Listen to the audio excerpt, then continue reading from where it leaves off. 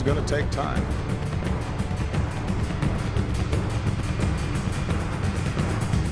Your people. This American citizen Obama depends on your next decision. Buenas tardes, como todos los sábados estamos aquí con ustedes para tratar de comprender cómo y por qué el mundo gira al revés.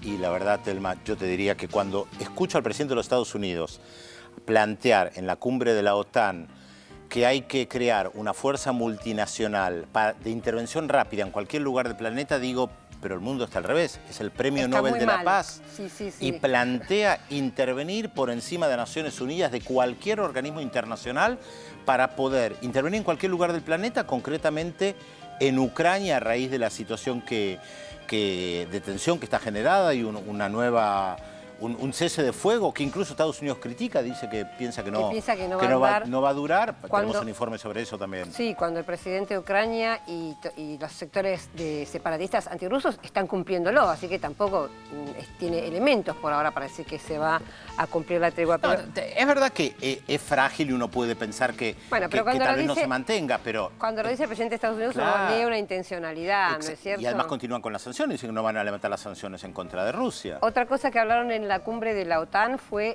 respecto del ejército islámico, que ya hicimos el sábado pasado, estuvimos hablando, pero también pensamos, y lo comentábamos el sábado pasado, esto de estar mostrando las decapitaciones o los momentos previos a la decapitación, si realmente desde el punto de vista periodístico es ético. Siempre nos lo preguntamos. Siempre nos lo preguntamos. En general, bueno, cada uno puede tener su respuesta personal, pero está bueno discutirlo o verlo con un profesional como es Oscar Steinberg, que es semiólogo y escritor, y que tiene muy pensado esto de los límites éticos en los medios de comunicación respecto... ¿Vos decís que va a estar con nosotros hoy? Va a estar con nosotros. Vamos a preguntarle porque va a estar con nosotros. Qué bueno. Y finalmente también vamos a venir para esta parte del mundo porque estamos aproximándonos al mes de octubre, donde hay 3 elecciones, Brasil, la de Bolivia y la de Uruguay. Entonces hoy vamos a hablar de la de Uruguay, tenemos un informe preparado para ustedes. Tras 5 meses de combate, el gobierno ucraniano y los separatistas prorrusos aceptaron la propuesta de paz impulsada por Vladimir Putin.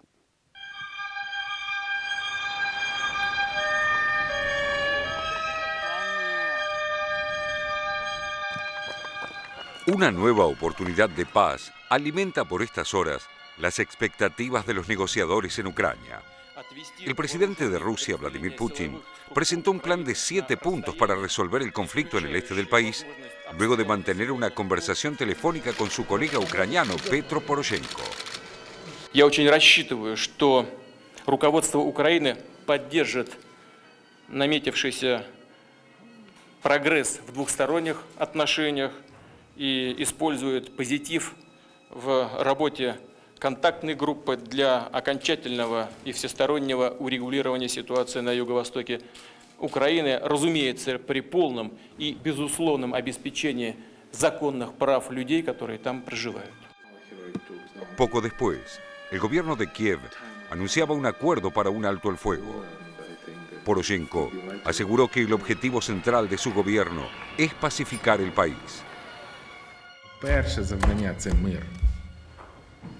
І тому сьогодні ми там о 5 ранку, в зв'язку з різницею в часі, довго говорили з Путіним.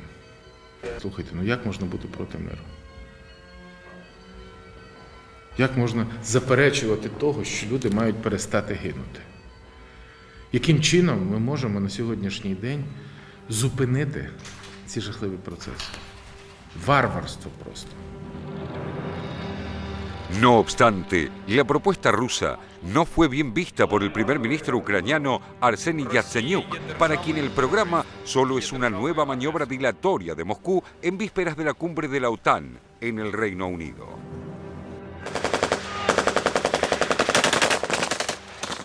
El primer punto del plan ruso urge a poner fin a las operaciones ofensivas del ejército de Ucrania y de los grupos armados de las milicias prorrusas.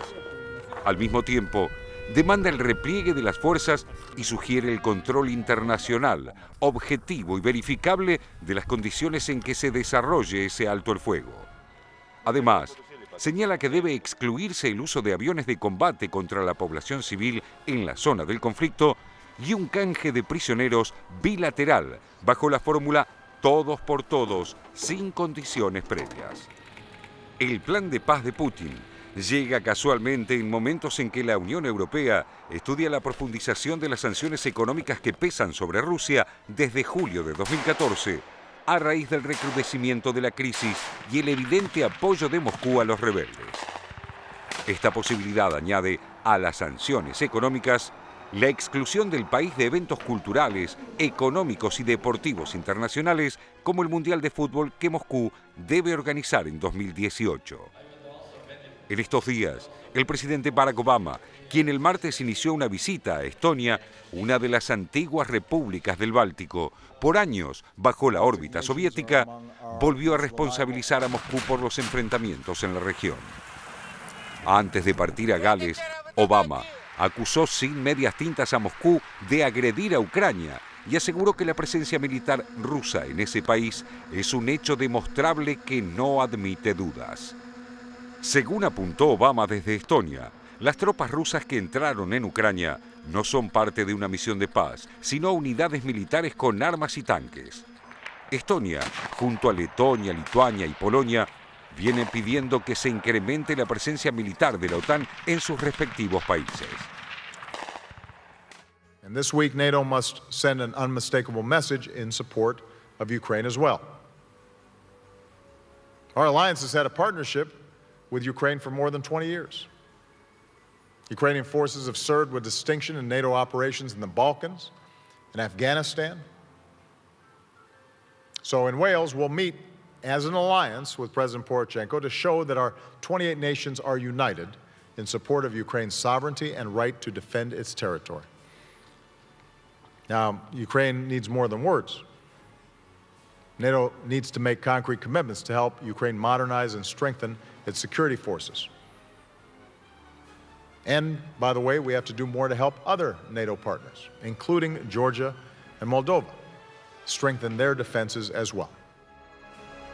A tono con estos reclamos, se conoció que la OTAN viene trabajando en la formación de una importante fuerza de acción rápida, compuesta por 4.000 soldados capaces de entrar en combate en menos de 48 horas. Si bien no se dice que la nueva fuerza está vinculada al conflicto con Rusia, nada hace pensar lo contrario. Máxime, teniendo en cuenta que el equipo militar para este cuerpo de élite se almacenará en las bases de Europa del Este y el personal incluirá fuerzas especiales, destacamentos aéreos, navales y de inteligencia. I think the bottom line is that the Russians are not sincerely interested in a ceasefire. They want to continue to destabilize eastern Ukraine. So we continue to urge the Russians to pull back their troops from the Ukrainian border, to stop the flow of weapons and fighters into Ukraine, to stop the support for the armed separatists and engage in a constructive political dialogue.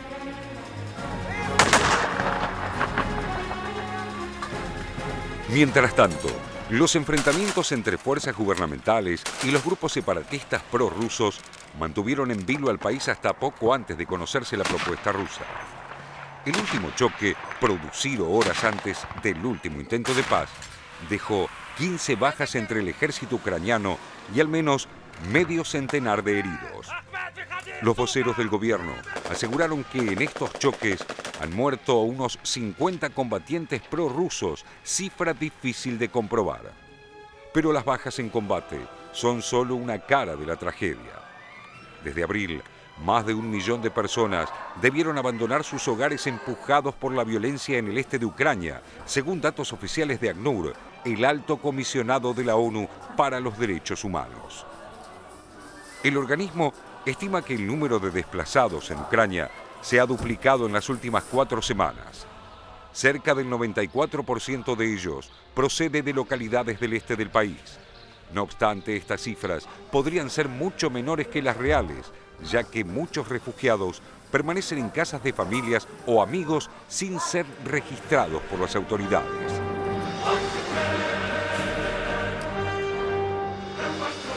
La caída de la Unión Soviética en 1991 supuso la emancipación de 15 repúblicas que hasta ese entonces habían convivido bajo el poder centralizado en Moscú.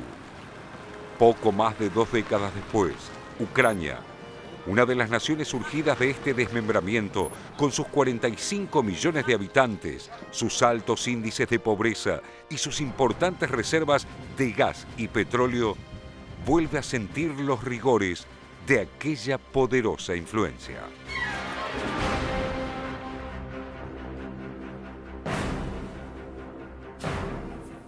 Y estamos sin duda en un momento muy, muy complejo del mundo y diría muy peligroso. Y en ese sentido es importante cuidar las palabras que se usan y muchas veces tenemos que traducir incluso los términos, ¿no? Porque a veces cuando Estados Unidos, por ejemplo, dice que va a derrocar la dictadura de Gaddafi y llevar la democracia, lo que en realidad está diciendo voy a bombardear y dejar un país fragmentado y en caos. O a veces cuando... Y no habrá democracia.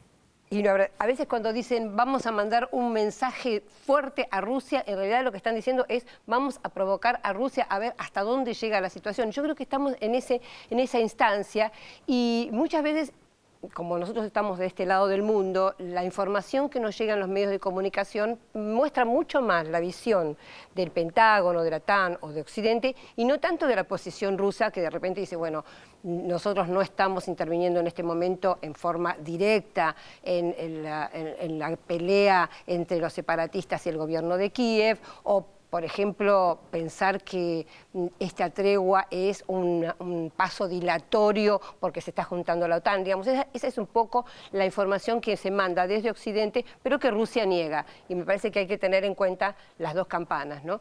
Pero es importante, bueno, por un lado, que la tregua por ahora se sigue cumpliendo, a pesar de lo que está diciendo el presidente de los Estados Unidos. Y lo otro que me parece importante es pensar que en esta jugada de ajedrez que ha hecho Estados Unidos en el tema Ucrania, hay una situación en la que Putin se encuentra prácticamente, diría, acorralado, porque si deja pasar la situación es algo perjudicial y peligroso para su país. Es decir, que Ucrania se incorpore a la OTAN y pueda haber una base militar de la OTAN en Ucrania al borde de Rusia es peligroso. Y si interviene, también es perjudicial para Rusia. Es decir, haga lo que haga el presidente Vladimir Putin, va a generar alguna respuesta por parte de Occidente. Es que está claro, Telma, que esto va mucho más allá de Ucrania. O sea, hoy la excusa o el elemento es Ucrania. Cuando desapareció la Unión Soviética... Eso es lo que dicen los rusos también. Pero y en general no aparece, te digo, porque en general en la prensa argentina no aparece. Lo vienen diciendo hace tiempo los rusos, y de hecho cuando se disolvió la Unión Soviética en 1991, uno podía pensar a priori que van a disolver la OTAN, porque recordemos que la OTAN nació en 1949... Y se había disuelto el Pacto de Varsovia, claro, que para era el equivalente. contener a la Unión Soviética, aquellas teorías del norteamericano George Kennan, de la contención frente a la Unión Soviética. Desaparecía la Unión Soviética. Primero, ¿para qué mantener la OTAN? Y segundo, ¿por qué ampliar en el discurso de ellos o reconvertirlo en algo en contra de Rusia? Y los rusos, esto lo hemos dicho muchísimas veces, Telma, acá, no se trata de un pequeño país marginal por eso mismo. En el escenario político internacional, exactamente, pero a veces los tratan así, los subestiman, piensan que efectivamente no tienen capacidad de reacción. Y vos fíjate que el artículo que publicaron conjuntamente el presidente de los Estados Unidos, Barack Obama, y el primer ministro británico, David Cameron, el jueves, hablan expresamente de las amenazas de Rusia y que esta fuerza multinacional tiene que poder intervenir en el este. Sí, yo no creo que sea porque los minimizan o lo descalifican, sino por todo lo contrario, porque justamente saben muy bien el valor que tiene Rusia. Están armando, esto también lo hemos dicho muchas veces, una forma de cercar a Rusia. Absolutamente. Va a haber bases en Polonia, va a haber bases en Rumania. Ahora se está hablando antimisiles. Se está hablando de las bálticas, Lituania, Estonia y Estonia, que fueron parte de la Unión Soviética y que, según un acuerdo que firmó Bush con su, en aquel momento, canciller Baker, con Gorbachev, había prometido que una vez que se unificaran las Alemanias, ningún país que había pertenecido a la Unión Soviética iba a ser parte de la OTAN. Bueno, acuerdo que no cumplieron al día siguiente de que cayó la Unión Soviética. O sea, Estados Unidos no cumplió con ninguno de los acuerdos que hizo con Moscú en su momento. Entonces, frente a esta avanzada occidental, como vos decís, lo que se ha decidido en la OTAN, el mismo líder de la OTAN ha dicho que este cambio que se está produciendo es el más importante en los 65 años de la OTAN. Y es grave para todos, Pedro, porque nosotros tenemos en las Malvinas una base de la OTAN también. Hay una base de la OTAN en Guyana, hay una base de la OTAN en la isla Santa Elena. Es decir, no es solamente un cambio que tenemos que decir, uy, pobre los ucranianos. Realmente es un cambio a nivel de la militarización del mundo que nos debe preocupar a todos. Y además están hablando de presionar a los diferentes países europeos para que inviertan más presupuesto en gasto militar. Esto también hay que... todo esto sale de la lectura de lo que ellos mismos dicen. Por un lado, recortes. Claro, o sea, no hay plata para la salud, no hay plata para la educación, pero por otro lado incentivan el gasto militar. Sí, pero discúlpame, Telma, esto hay que aclarárselo a los que nos están mirando también. No son solamente interpretaciones nuestras, lo están diciendo. No, claro, en los documentos de Gales, lo que ellos aprobaron, lo dicen con todas las palabras, y el artículo firmado por Cameron y Obama lo dice con todas las letras. Nosotros nunca decimos las cosas en base a que no estamos fundados en documentos. No, pero además uno podría pensar que es solamente una interpretación nuestra. No, lo dicen con todas las palabras. Yo lo que creo que es interesante también es recordar de dónde viene todo esto, ¿no? Porque, digamos, ir un poco al pasado para entender. Una es que Estados Unidos, como decías vos, siempre tuvo a Rusia como el gran rival y siempre fue un objetivo debilitar a Rusia. Eso está claro.